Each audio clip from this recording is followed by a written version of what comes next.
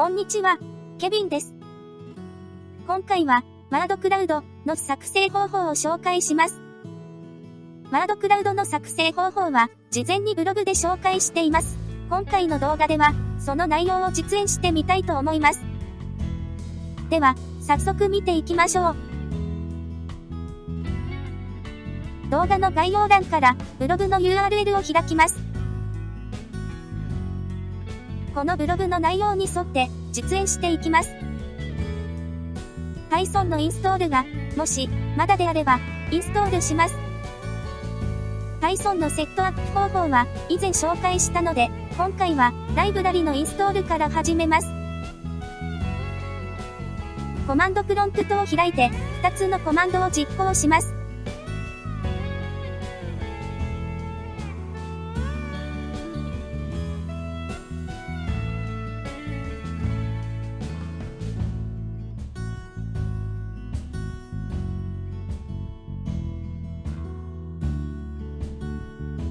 次に、ワードクラウドの対象ファイルを用意します。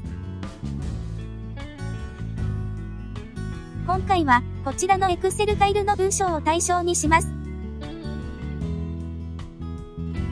こちらの内容をコピーして、メモ帳などのテキスト形式のファイルに保存します。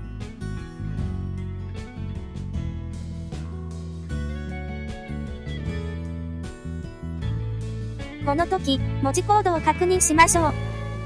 文字コードはテキストエディタの設定によって異なります。次に Python の作業フォルダを作成して、先ほど用意したテキストファイルを格納します。Python の作業フォルダについては、以前の動画を参照ください。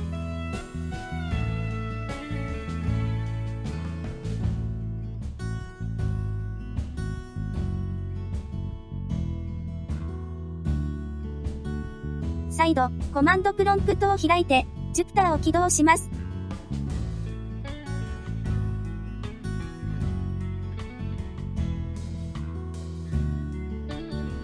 先ほど作成した作業フォルダに移動して、Python を実行するためのノートブックを開きます。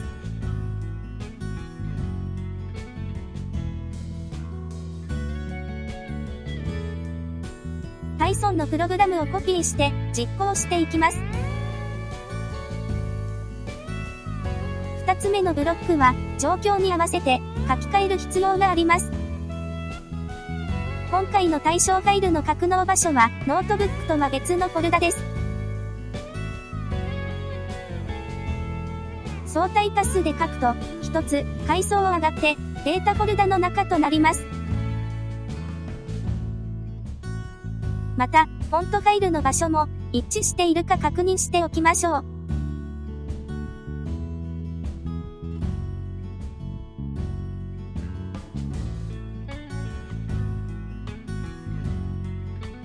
3つ目のブロックは、そのまま実行すれば動くはずです。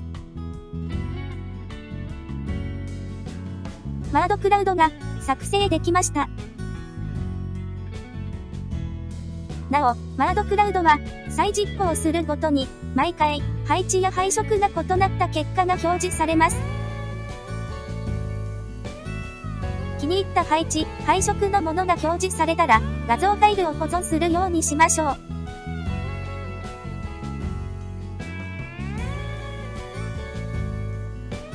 最後に、それぞれの単語の出現回数を確認する方法についてもコードを載せていますので実行してみます。詳細の分析をする場合は、数値も必要になると思いますので、こちらもご活用ください。ワードクラウドを作成する方法について紹介しました。最後までご視聴いただき、ありがとうございました。